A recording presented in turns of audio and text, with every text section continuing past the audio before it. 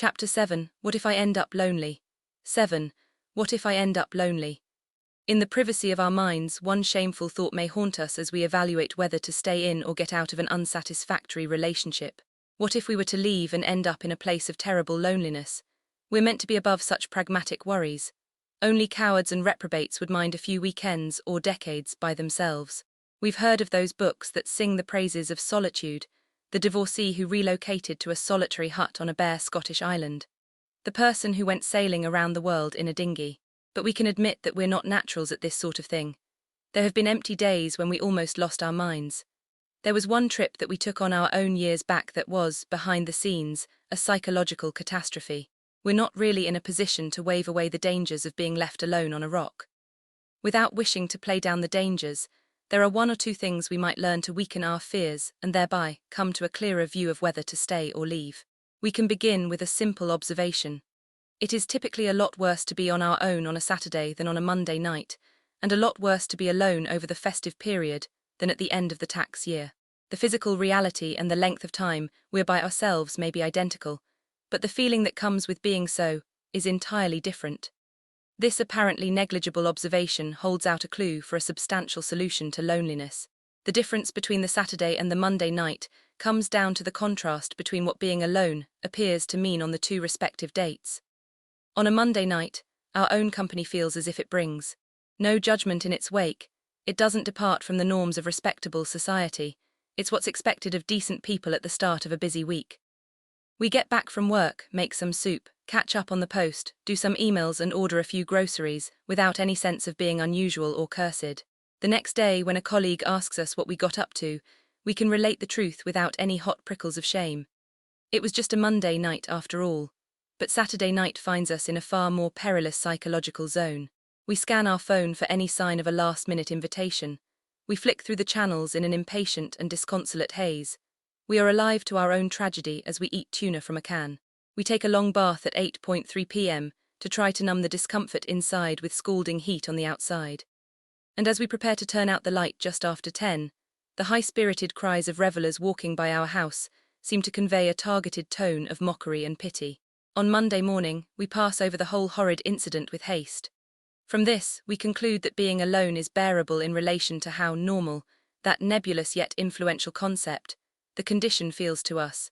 It can either be a break from an honorably busy life, or sure evidence that we are an unwanted, wretched, disgusting and emotionally diseased being. This is tricky but ultimately hopeful, for it suggests that if we could work on what being alone means to us, we could theoretically end up as comfortable in our own skin on a long summer Saturday night, filled with the joyous cries of our fellow citizens, as on the dreariest Monday in November. We could spend the whole holiday season by ourselves feeling as relaxed and as unself-conscious as we did when we were children and hung out for days by ourselves, tinkering with a project on our bedroom floor, with no thought that anyone would think us sad or shameful. We may not after all need a new companion, something that can be hard to find in a panic. We just need a new mindset, which we can take care of by ourselves, starting right now. To build ourselves a new mental model of what being alone should truly mean, we might rehearse a few of the following arguments. Our solitude is willed despite what an unfriendly voice inside our heads might tell us. We are the ones who can choose whether or not to be alone. Assuming it's the latter, we could, if we wanted to, be in all sorts of company. Our solitude is willed rather than imposed. No one ever needs to be alone so long as they don't mind who they are with. But we do mind, and we may have good reasons to do so. The wrong kind of company is much lonelier for us than being by ourselves. That is, it's further from what matters to us, more grating in its insincerity, and more of a reminder of disconnection and misunderstanding, than is the conversation we can have in the quiet of our own minds. Being alone is not proof that we have been rejected by the world. It's evidence that we've taken a good look at the available options and have with wisdom done some rejecting ourselves. Roman 2. Beware outward signs of companionship, it seems from a distance, as if everyone is having an ecstatic time. The party, what we imagine in our darkest moments to be the unitary joyous social event from which we've been blocked, grips our imaginations. We've passed the restaurants and seen the groups leaning back in their chairs and laughing uproariously. We've seen the couples holding hands and the families packing up for their glorious holidays abroad. We know the depths of fun that are unfolding, but we need to hold on to what we recognize in our sober moments is a more complicated reality. That there is going to be alienation at the restaurant, bitterness between the couples and despair in the sunny island hotels. We picture intimacy and communion, deep understanding, and the most sophisticated varieties of kindness. We are sure that everyone is having precisely what we understand by true love, but they are not.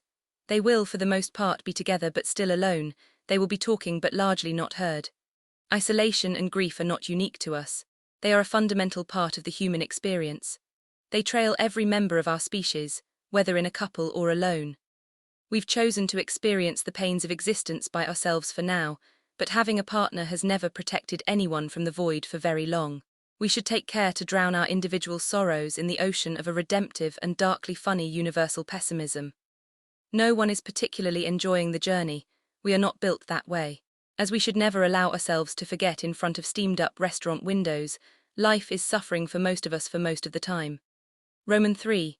We get statistics wrong to compound our errors. We are the most hopeless statisticians. We should pin a notice to our kitchen wall reminding us of this. We say that everyone is happy and everyone is in a couple, but we need to properly evaluate what is going on in a statistical sense. We are letting self-disgust, not mathematics, decide our vision of normality. If we really surveyed the question, if we grew wings and went up and examined the city, swooping in on this bedroom here and that office there, those families in the park and that couple on a date, we'd see something altogether different. We'd see millions of others like us and far worse. This one crying over a letter, that one shouting that they've had enough, this one complaining that they can't be understood, that one weeping in the bathroom over an argument. It is regrettable enough to be sad. We don't need to compound the misery by telling ourselves, through a grave misunderstanding of statistics, that it is abnormal to be so. Roman 4. There is nothing shameful in what we're doing. Our images of being alone lack dignity. We need better role models. Those on their own aren't always the cobwebbed figures of our nightmares. Some of the greatest people who have ever lived have chosen, for a variety of noble reasons, to spend a lot of time by themselves. Out of self-compassion, we need to keep the difference between enforced and willed solitude firmly in consciousness. Here is a world-renowned scientist spending 20 years on their own to finish a book that will change everything. Here is one of the most beautiful people nature has yet produced, alone in their room, playing the piano, because their own company feels more peaceful than that of a jealous ex. Here is a politician who once led the nation, now preferring to commune with others through books. Those who are by themselves don't comprise only the desperate cases, they number many of those one would feel most privileged to meet. V. Understand your past. The sense of shame you experience at being in your own company normally comes from somewhere very particular. Your own childhood, and in particular, from an unlovable vision of yourself that you picked up in the early years. Somewhere in the past, someone left you feeling unworthy. Now, whenever you suffer a reversal, the story is ready to re-emerge, confirming what you think is a fundamental truth about you, that you don't deserve to exist. It's not essentially that you're afraid of being lonely, it's that you don't like yourself very much. The cure for this is immense sympathy and psychotherapeutic understanding, but not, perhaps, the company of a partner you no longer care for or respect. Once we can like ourselves more, we won't need to be so scared of friendship with ourselves. We will know that others aren't laughing at us cruelly, and that there is no delightful party we've been barred from. We'll appreciate that we can be both on our own and a fully dignified, legitimate member of the human race. We'll have conquered the terror of loneliness, and therefore, at last, we'll be in a position to assess our options correctly, without fear, and to choose freely whether to stay in or leave the relationship we're in.